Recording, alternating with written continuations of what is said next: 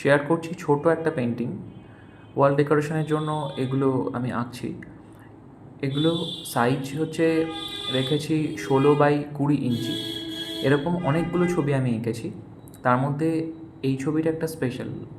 ঘোড়াটা আমি আগে কলমকারিতে আঁকিনি, তবে ঘোড়ার ছবি কলমকারিতে পাওয়া যায়, কিন্তু সেটা এত ছোট ছবিতে পাওয়া যায় না। মানে বড় কোনো ছবি অনেকটা চওড়া মাপের, যেমন 3x5 ফুট এইরকম কোনো বড় সাইজের ছবি হলে তার মধ্যে এরকম ঘোড়া দিয়ে পার্থ সারথি বা এরকম দেখতে পাওয়া যায়। কিন্তু আমি এখানে শুধু একটা ঘোড়াই আঁকবো, ভীষণভাবে অলংকৃত, যেমন মানে রাজার ঘোড়া হয় সেই রকম স্টাইলে। প্রথম দিকে মানে যখন আমি ডেকোরেটিভ পেইন্টিং আঁকা শুরু করি, তখন সবথেকে পছন্দ ছিল আমার মধুবনী পেইন্টিং স্টাইলটা। তো সেটা আঁকতে আঁকতে ভীষণভাবে সেটা এঁকেছি, মানে সেটা মোটামুটি একদম আয়ত্ত করে ফেলেছি আমি। যে কোনো টপিক দিলেই আমি মধুবনীতে করতে পারি। কিন্তু কলমকারিটা একটু ট্রাই করেছিলাম জাস্ট কিছুদিন।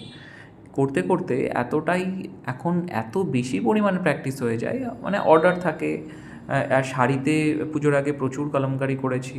তারপরে এখন পেইন্টিংয়েরও বেশ কিছু কলমকারির অর্ডার আছে। তো আঁকতে আঁকতে এখন মানে নিজেকে আমার মনে হয় কলমকারি স্পেশালিস্টই হয়ে যাচ্ছি। শুধু কলমকারি নিয়েই কাজ চলছে আমার। আর এই কলমকারিতে যেহেতু পুরোটাই আমি তুলি দিয়ে করি, আর লাইন ওয়ার্ক সবই, ওটা তো পেন দিয়ে করে ওরা, তো লাইন ওয়ার্কই থাকে, সেটা আমি তুলি দিয়ে করছি। করতে করতে তুলির স্পিডটা আমার মনে হয় আমার নিজের অনেকটা বেড়ে গেছে এখন। ভীষণভাবেই হাত এখন মানে চালু হয়ে গেছে, একদম দৌড়ই আমার তুলি এখন।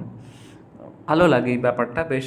এখন আর অত ভাবনা চিন্তাও করতে হয় না, মানে এঁকে এঁকে তো এখন বুঝে গেছি কীরকম ডিজাইনটা হয়, কীরকম প্যাটার্ন হয়। এটা আর এখন আর বেশি খুব একটা ভাবনা চিন্তাও করতে হয় না, চলে আসে এখন কীভাবে সাজানো যাবে পুরো ব্যাপারটাকে। তো সেই রকমই যে কোনো একটা স্টাইল, মানে আমার নতুন নতুন স্টাইল নিয়ে কাজ করতে এরকম বেশি ভালো লাগে। এটা যেমন শেখা হয়ে গেছে, এবার একটু নতুন কোনো স্টাইল আবার শিখবো, মানে প্র্যাকটিস করবো আর কি। সেটা যত করবো তত বেশি নিজের আয়ত্ত হবে, এটাই এটাই ব্যাপার। তবে এর পাশাপাশি পটচিত্রের কাজটাও আমার চলছে, একসঙ্গে অনেকগুলো কাজ আমি করি। ছোট ছোট কাজের সঙ্গে একটা বড় কাজ আমার চলেই সাধারণত, কারণ একঘেয়ে লেগে যায় না হলে একটা বড় কাজ কন্টিনিউ করলে। তাই ছোট ছোট কিছু কাজ যেগুলো থাকে সঙ্গে, সেগুলো মাঝে মাঝে একটু করে নিই। এটা সেরকমই একটা কাজ।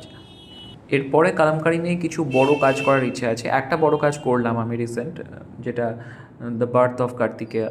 সেটাতে কার্তিকের কীভাবে জন্ম হলো পুরো স্টোরিটা সেখানে দিয়েছি। সেটা আমার প্রোফাইলে দেওয়া আছে, আপনারা একটু স্ক্রল করলেই দেখতে পাবেন। ছবিটা দিয়েছি আমি সেটার অনেকটাই বড় ছবি, সেটার পুরোটা আঁকার ভিডিও তো করা সম্ভব না, অত বড় ছবি।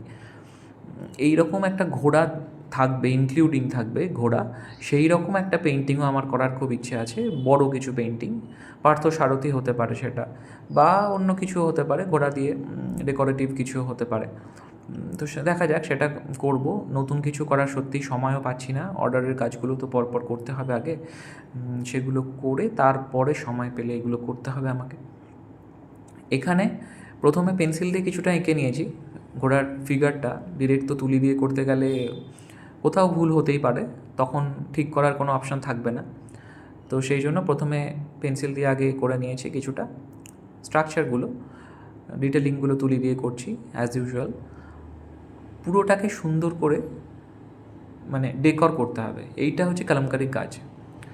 তাই বলে সম্পূর্ণটা নয়, একবারে পুরো কোথাও সাদা রাখবো না সেরকম নয়, সেটা নিজের কাছে আর কি, যে কতটা ফাঁকা রাখলে সৌন্দর্যটা একটু বাড়বে, আর কতটাকে আমি ভর্তি করব, সেটা একটা কনসেপ্ট কাজ করতে করতে সেটা তৈরি হয়।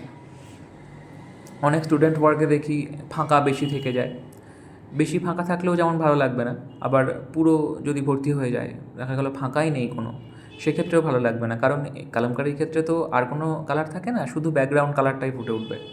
ব্যাকগ্রাউন্ডে একটা ডার্ক এখানে মেরুন কালার ইউজ করব, সেইটাই এখানে জাস্ট ফুটে উঠবে, আর সাদা রঙটা যে সাদা রঙটা থেকে যাবে বেস কালারটা।